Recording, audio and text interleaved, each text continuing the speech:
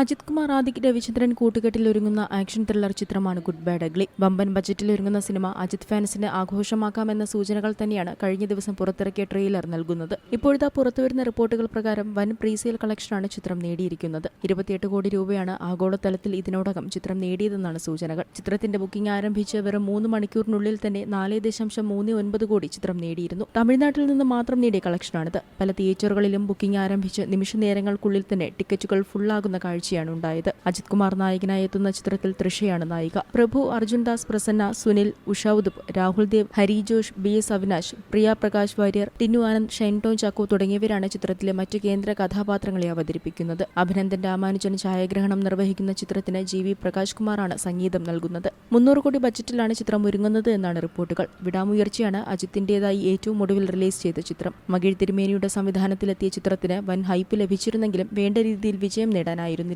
Mark ആന്റണിയുടെ വിജയത്തിന് ശേഷം ആദിക് രവിചന്ദ്രൻ സംവിധാനം ചെയ്യുന്ന അടുത്ത ചിത്രം കൂടിയാണ് ഗുഡ് ബാഡ് അഗ്ലി. അജിത്തിന്റെ വിടാമുയർച്ചി ആഗോളതലത്തിൽ 136 കോടി മാത്രമാണ് നേടിയത് എന്നാണ് റിപ്പോർട്ടുകൾ. നെറ്റ്ഫ്ലിക്സിലൂടെയാണ് അജിത് കുമാറിന്റെ വിടാമുയർച്ചി മാർച്ച് 3 OTT-യിലെത്തിയത്. പ്രഖ്യാപിച്ച് 2 വർഷങ്ങൾക്ക് ശേഷമാണ് അജിത്തിന്റെ വിടാമുയർച്ചി തിയേറ്ററുകളിലെത്തിയത്. അതേസമയം ആദ്യ ദിനം തന്നെ ഗുഡ് ബാഡ് അഗ്ലി ഒരു ബമ്പർ ഓപ്പണിംഗ് തന്നെ നേടാൻ സാധ്യതയുണ്ടെന്നാണ് കണക്കുകൂട്ടൽ. കേരളത്തിലും സിനിമയ്ക്ക് വലിയ വരവേൽപ്പ് ലഭിക്കുമെന്നാണ് പ്രതീക്ഷ. ഗോകുലം മൂവീസാണ് ചിത്രം കേരളത്തിൽ വിതരണം ചെയ്യുന്നത്. ഏപ്രിൽ 10-നാണ് ഗുഡ് ബാഡ് അഗ്ലി റിലീസിനൊരുങ്ങുന്നത്.